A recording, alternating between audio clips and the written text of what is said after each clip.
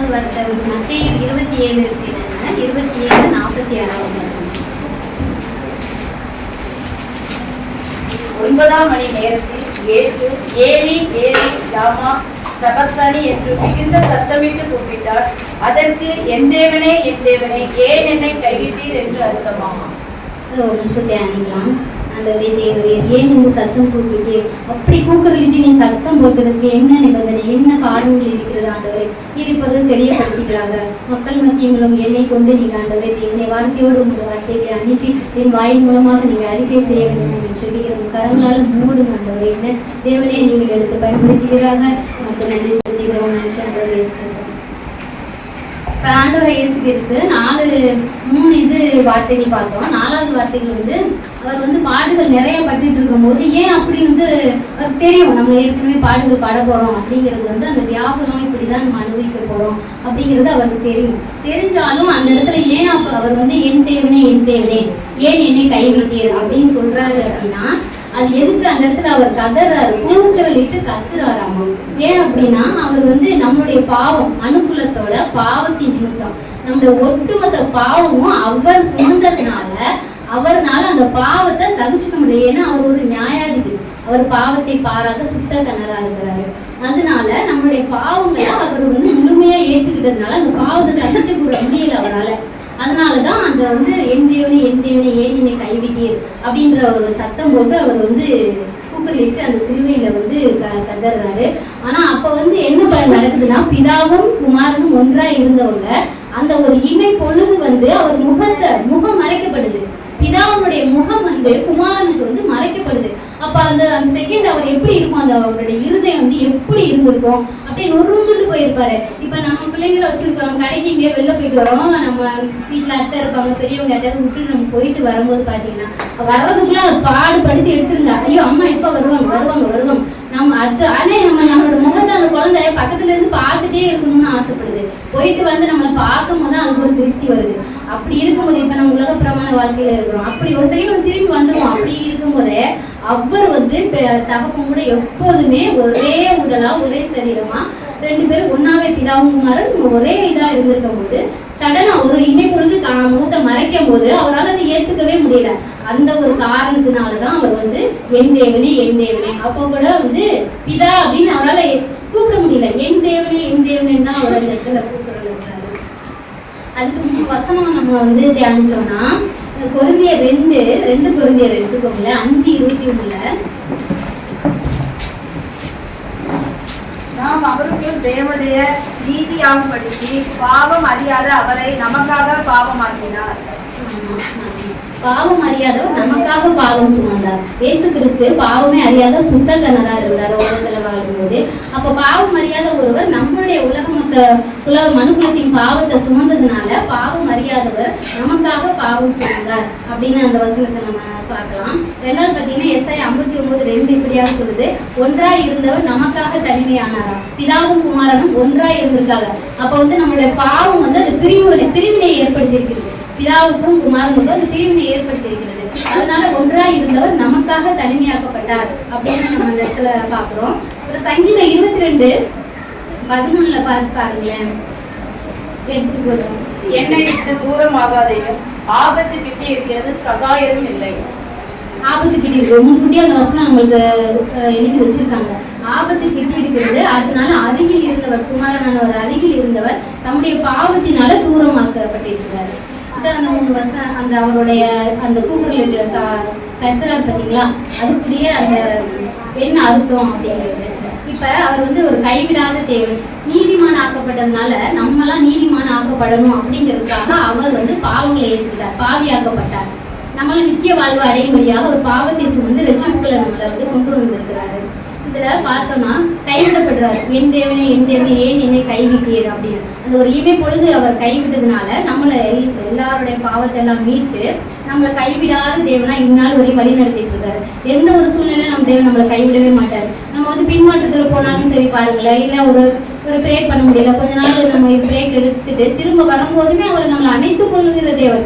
கரங்களை இருக்க பிடித்து நம்மளை விடவே மாட்டாராம். நம்ம விட்டுட்டு போயிடுவோம், ஆனா அவர் ஒரு நாள் ஒரு சூழ்நிலையும் நம்மளை விடவே மாட்டாராமா. அதுல நம்ம நிறைய வசனங்கள் முன்பிதாக்களை பார்த்தோம்னா தானியலோட வசனங்கள் நீங்க பார்த்திருப்பீங்க, சாமுவேல் பார்த்திருப்பீங்க, சிம்சோன் பாருங்களேன். ஒரு கண்ணை புடுங்கப்பட்டவரா இருந்தாலும் கடைசி நேரத்துல நீங்க என்னை எடுத்துக்கங்க, நீங்க என்னை அடிச்சாலும் நான் இந்த கட்டுமானத்தை இடித்து அவங்களை எல்லாத்தையும் நான் இது பண்ணிட்டு தான் போகணும், அதுக்கு நீங்க ஹெல்ப் பண்ணுங்க அப்படின்னு சொல்லிட்டு கேட்டிருக்கும் போது அப்ப கூட மனதுருகி அவர் வந்து அந்த இதை கொடுத்துருக்கிறாரு.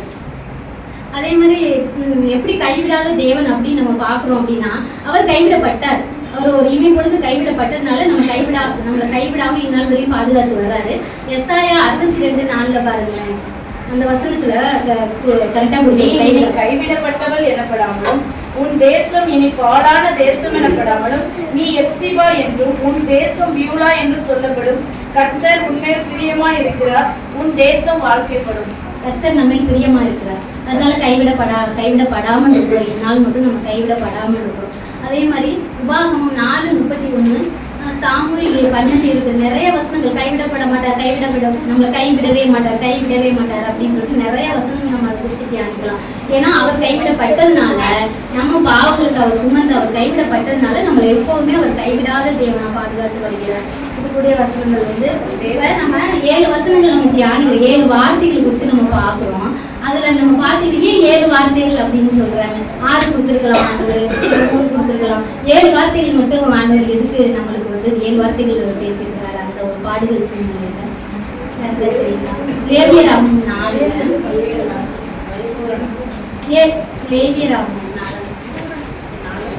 4 முதல் வசனத்துல இருந்து பார்த்தோம்னா, கர்த்தருடைய கட்டளைகளை மீறி தெரியாம பாவம் செய்தவராக இருந்தாலும் சரிதான்.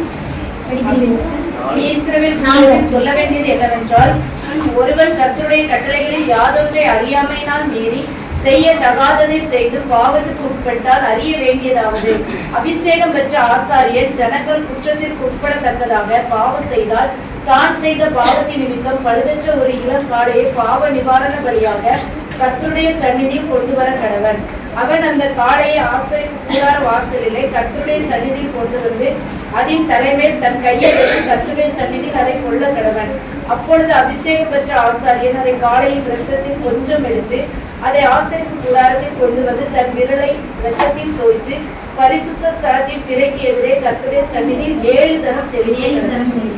7 தரம் முன்கூட்டியே எழுதி வச்சிருக்காங்க.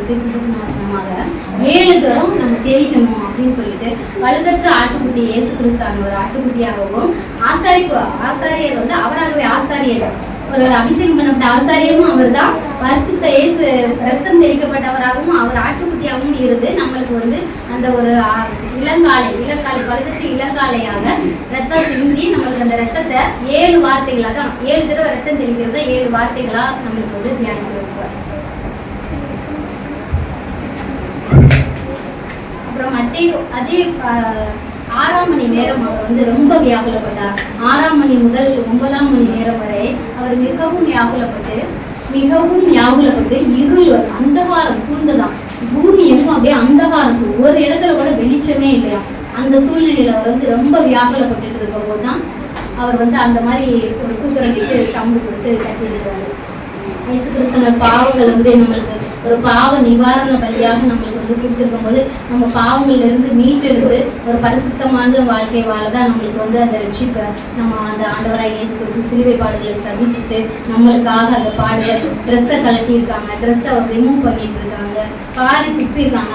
கன்னத்தில் அவன் ஓங்கி அறைய சின்ன பிள்ளை போல் ஏங்கி தவிச்சார முடியாது. நீ குழந்தைங்கள கன்னத்துல அறைஞ்சினா பாவங்களை அப்படியே பார்க்கும் பாருங்களேன். என் உள்ள நான் கன்னத்துல அறைய முடியாது, வேற இடத்துல எல்லாம் அட்டி சமைத்தி எடுப்பேன். கன்னத்துல நான் அறைய என்னன்னு அப்பையிலேருந்து எனக்கு அந்த கன்னத்துல அறையிறது, நானும் அட்டி கன்னத்துல வாங்க மாட்டேன் யார்கிட்டையும்.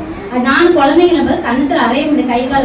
அப்ப அப்படி நம்மளுக்கே அவ்வளோ இது இருக்கும்போது அவ்வளோ வந்து அவர் முள்முடி முள்முடி வச்சு பின்னி தலையில கிரீடம் மாதிரி வச்சு விட்டுருக்காங்க. பாத்தீங்கன்னா ஈட்டியில வந்து விநாயகங்களை குத்திருக்காங்க. அப்படி இருக்கும்போது அவர் கன்னத்துல அறையும் போது சின்ன பிள்ளை போல அப்படி ஏங்கி நின்றுக்காராம். அந்த நிமிஷத்துல அவர் சொல்லியிருக்கலாம், மேஜிக் மாதிரி மறைஞ்சிருக்கலாம். அவர் அதிசயமானவர், அவர் நாமம் வந்து அதிசயமானது. இயேசு என்ற நாமம் அதிசயமானவர். அவர் வந்து அந்த இடத்துல அதிசயம் பண்ணியிருக்கலாம். இல்ல நீங்க என்னை விட்டுருங்க, நானும் எந்த தப்பு செய்யல அப்படின்னு. எதுக்காக அவர் அந்த மாதிரிலாம் அவர் கேட்கல, யார்ட்டையும் மண்டி இடல, நான் வந்து அப்படி செய்ய மாட்டேன், அப்படி செஞ்சவன் இல்லை அப்படின்னு சொல்லலை அப்படின்னா நமது பாவங்களுக்காக, நமது மீறுதல், நமது குற்றங்கள், நமதுடைய எண்ணங்கள் எல்லாத்துக்காக, தவறான வார்த்தைகள், தவறான தூஷணங்களும் பேசுறது, அதெல்லாம் மன்னிக்கிறதுக்காக தான் அவர் அத்தனை நிந்தனைகளையும் பரிசேயரும் சதிசேயர்லாம் அவ்வளோ வந்து நிந்திச்சிருக்காங்க. அதெல்லாம் சகிச்சுக்கிட்டது வந்து நம்மளுக்காக மட்டும்தான். அப்ப அவர் அந்த பாடுகளை கூட அவர் சகிச்சுக்கிட்டாராம். குத்துனது, அவரை ஈட்டியில குத்துனது, அடிச்சது, சாட்டையில அடிச்சது எல்லாத்தையுமே சகிச்சுக்கிட்டாராம். ஆனா ஒரு இமை பொழுது வந்து பாத்தீங்கன்னா அவர் வந்து முகத்தை வந்து மறைச்சிருக்காரு. அது 9ஆம் மணி நேரம், கரெக்டா 9வது மணி நேரத்துல அந்தகாரம் வந்து பூமி எங்க இருள் ஒன்றாயிடும். அந்த டைம்ல வந்து பிதாவானவர் கூட மறைக்கப்பட்டதுனாலதான் அவர் வந்து என் தேவனே ஏன் என்னை கைவிட்டே அப்படின்ற மாதிரி அவர் வந்து அந்த கூக்கர்லிட்ட சவுண்டு கொடுத்து அவர் கத்தரிப்பார். இப்ப நம்ம பாவ நிவாரணம் பண்ணி நியாயாதிபதியா இருக்காரு ஆண்டவர் இயேசு கிறிஸ்து. ஒரு சைடு பாத்தீங்கன்னா நியாயாதிபதி, இன்னொரு சைடு பாத்தீங்கன்னா அன்பானவர். நியாயாதிபதியாக நம்ம அந்த சிலுவை பாடுகளை அவர் நம்மளுக்கு நியாயாதிபதியாகவும் இருக்க முடியாம, அன்பானவராகவும் இருக்க முடியாம அந்த இடத்துல ரொம்ப வியாகுலப்பட்டிருப்பாரு. அப்ப அவர் சுத்த கண்ணன் நியாயாதிபதி அப்படின்னு என்னன்னா பாவம் அறியாதவர், நம்மளுக்காண்டி வந்து பாவம் சுமந்தார் அப்படின்னு பார்க்கும்போது நம்ம பாவங்களுக்காக சரி பரவாயில்ல, நீ நியாயாதிபதியா அந்த இடத்துல நான் இருக்க தேவையில்லை, நம்ம மனுக்குலத்தின் மக்களுக்காக நான் இன்னும் அன்பானவனாவே இருக்கிறேன், எல்லா பாடலையும் நான் சகிச்சுக்கிறேன் அப்படின்றதுனால இந்த பாடல்களை சகிச்சுட்டு இருக்காரு ஆண்டவர் இயேசு கிறிஸ்து. இப்ப நம்ம தான் இயேசுதான் நம்மளுக்காக ரத்தம் சிந்திட்டாரு, நம்ம பாவங்களெல்லாம் அவர் சுமந்துட்டாரு, சிலுவையில் அறையப்பட்டு நம்மளுக்கு ரட்சிப்பு கொடுத்துட்டாரு அப்படின்னு சொல்லிட்டு நம்ம திரும்ப அதே பாவத்துல நம்ம இருக்கவே கூடாதாம். இருந்தா அதுக்கு ஒரு வசனம் எபிரேயர் 10 எழுதிச்சுனாங்க. அதை ஒரு சேர்ந்து நம்மளுக்கு தேவையான ஒரு வசனம் வந்து எல்லாருக்குமே, எனக்கும் சரி எல்லாருக்குமே. எபிரேயர் 10, 28, 29, 30 மூணுமே வசனம். மோசேயினுடைய பிரமாணத்தை தள்ளுகிறவன் இரக்கம் பெறாமல் 2-3 சாட்சிகளின் வாக்கினாலே சாகிறானே. தேவனுடைய குமாரனை காலின் கீழ் விதித்து தன்னை பரிசுத்தம் செய்த உடன்படிக்கையின் இரத்தத்தை அசுத்தம் என்று எண்ணி கிருபையின் ஆவியை நிந்திக்கிறவன் எவ்வளவு கொடிதான ஆக்கினைக்கு பாத்திரவானா இருப்பான் என்பதை யோசித்து பாருங்கள். யோசித்து நம்ம எல்லாம் பார்க்கணும் கண்டிப்பா. ஏன்னா மோசேயின் நியாயப்பிரமாணத்தின்படி நம்ம அந்த கட்டளையில மீறினாலே அதுவே ஒரு ஆக்கினை தீர்ப்பான். அப்ப அதை விட நம்மளுக்கு இயேசு கிறிஸ்து ரத்தத்தை வந்து அசட்டை பண்ணி அது நம்மளுக்கு அந்த ரத்தம் சிந்திட்டாரு. நம்ம இனிமே எப்போது போல இருக்கலாம், பாவம் செய்யலாம் அப்படி நம்ம திரும்ப அந்த பாவத்திலே நம்ம விழுந்தோம் அப்படின்னா அதை விட மோசேயின் கட்டளைக்கு எழுதி வச்ச அந்த பாவத்தை விட கர்த்தருடைய இயேசுவோட ரத்தத்தை பலி செலுத்துற நிவாரண பலியை நம்ம மதிக்காம போட்டோம்னா அதிக ஆக்கின தீர்ப்புக்குள்ள உள்ளாகப்படுவோம். அதுதான் அந்த வசனம் நம்ம எப்போதுமே மனசுல வச்சுட்டு பாவம் நம்ம செய்யாம ஆண்டவர் நம்ம எப்போதும் தியானிச்சுட்டு நம்ம இருப்போம். இப்ப நம்ம இந்த 7 வார்த்தைகளை நம்மளுக்கு ஆண்டவரை வந்து நம்மளுக்கு கொடுத்த ஒரு இது வந்துன்னா இதான் இயேசுவை கைவிட்டுட்டார் அப்படின்னா ஏன்னா நம்ம கரங்களை பிடிக்கிறதுக்காக அவர் கைவிட்டார். 2வது என்ன பார்த்தோம் அப்படின்னா 3ஆம் மணி நேரம் அந்தகாரம் சூழ்ந்தும் போது பிதாவும் பரிசு ஆண்டவராய் இயேசு கிறிஸ்து ரொம்ப வியாகுலப்பட்டிருப்பாங்க. ஏன் அப்படின்னா அந்த இருள் சூழ்ந்த நிலையில அவர் இருளை ஏத்துக்கிட்டு நம்மளுக்கு நித்திய வாழ்க்கை கொடுக்கறதுக்கு, நித்திய வாழ்க்கை நீதிமான் என்ற பட்டம் அப்படின்னு கொடுக்கறதுக்காக தான் அவர் வந்து அவ்வளவு வியாகுலத்தையும் அவர் சகிச்சுக்கிட்டாரு. அவர் பாவ மன்னிப்புக்காக கொடுத்த ரத்தத்தை நம்ம எப்போதுமே அட்வான்டேஜா எடுத்துக்கவே கூடாது. எடுத்துட்டு அதை நம்ம வந்து திரும்ப இனிமே பாவம் செஞ்சாலும் நம்ம போய் ப்ரேயர் பண்ணிக்கலாம், மண்டி போட்டு நம்ம சாரியத்தப்பா அப்படின்னு சொல்லிக்கலாம். அப்படின்ற விஷயத்தை நம்ம என்னவே வேண்டாம். அதை நம்ம அந்த ரட்சிப்பை அந்த ரத்தத்தை நம்ம வந்து பிரயோஜனப்படுத்தி நம்ம பாவம் இல்லாத வாழ்க்கையை கண்டிப்பா வாழ நம்ம முயற்சி செய்வோம். அதை குறித்து நம்ம வேண்டுதல் ஒவ்வொரு நாளும் தியானிச்சு ப்ரேயர் பண்ணுவோம். அடுத்த பாடல் மத்தியில் அவர் நமக்காக கைவிடப்பட்ட சூழ்நிலையிலும் நம்மளை இனிமே கைவிட மாட்டார் என்ற ஒரு எண்ணத்தை நிமித்தமாக ஒரு நம்பிக்கை கொடுத்துருக்காரு நமக்கு. அதனால நம்ம எப்போதுமே பாவ வாழ்க்கையிலிருந்து மீது நம்ம அவர் கைவிடாத தேவன். அவரும் கைவிடப்பட்டாலும் சரி நம்மளை கைவிடவே மாட்டார். தண்ணீரில் நடக்கும் போதும் அக்னியை கடக்கும் போதும் எப்போதுமே அவர் கூட இருந்து நம்மளை வழிநடத்துகிற தேவனாகவே இருக்கிறார்.